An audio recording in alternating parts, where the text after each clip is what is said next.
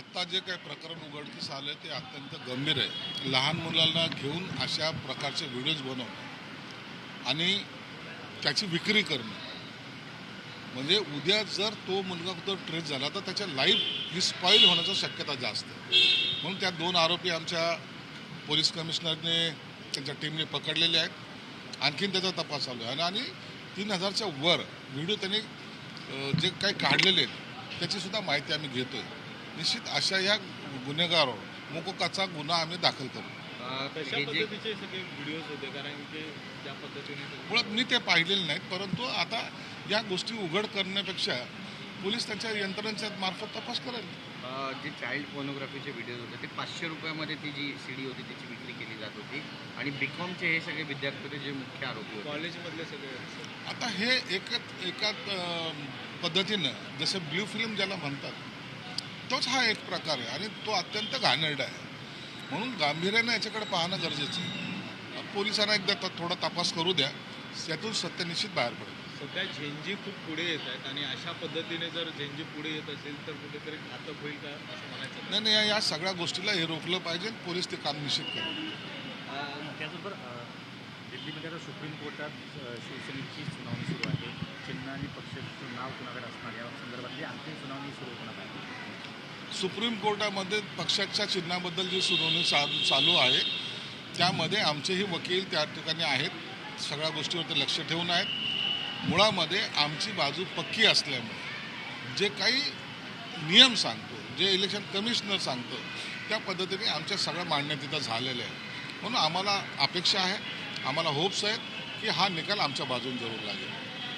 खरं तर 2 दिवस संभाजीनगरमध्ये म्हणजे छत्रपती संभाजीनगरमध्ये आहे ते कॉक्रोच जनता पार्टीचं शिबिर भरतंय. कसं बघतं या शिबिराकडे? कारण की नाही, त्याच्यावर मी काही भाष्य करणार नाही. तो त्यांचा वैयक्तिक प्रश्न आहे आणि याच्यावर बोलणं सुद्धा उचित नाही.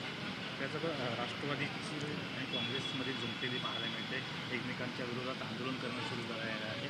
गुंगी गुडिया या शब्दावरून आंदोलन होत आहे आणि संजय राऊत म्हणतात की गुंगी गुडिया हा काही असंवैधानिक शब्द नाही आहे. गुंगी गुडिया एखाद्या महिलेला बोलणं हे नालायकपणाचं लक्षण आहे. थोडी लाज वाटली पाहिजे.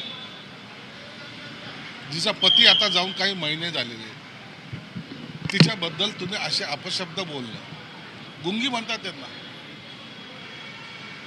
या पद्धतीनं बोलणं ही काँग्रेसने आता नवीन संस्कृती निर्माण केली.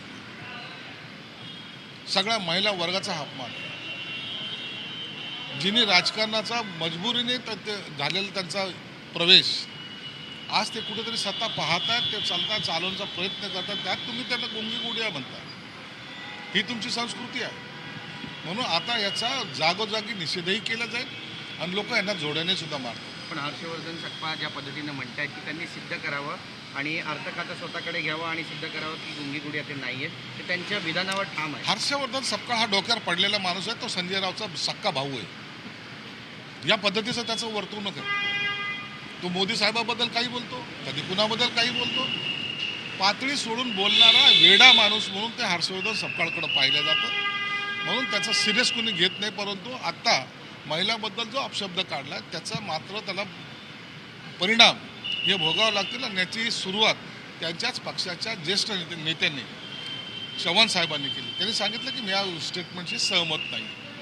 साहेब, काय खांदेपालट होणार आहे का सरकारमध्ये? बरीच चर्चा चर्चा आहे की एकनाथ शिंदे 4 मंत्र्यांवर नाराज आहेत आणि या तुमच्याकडे चर्चा कुठून येतात, सूत्राची माहिती कुठून येते हे मला माहीत नाही. परंतु असा कोणताही विचार सध्या तरी सरकारमध्ये नाही आहे.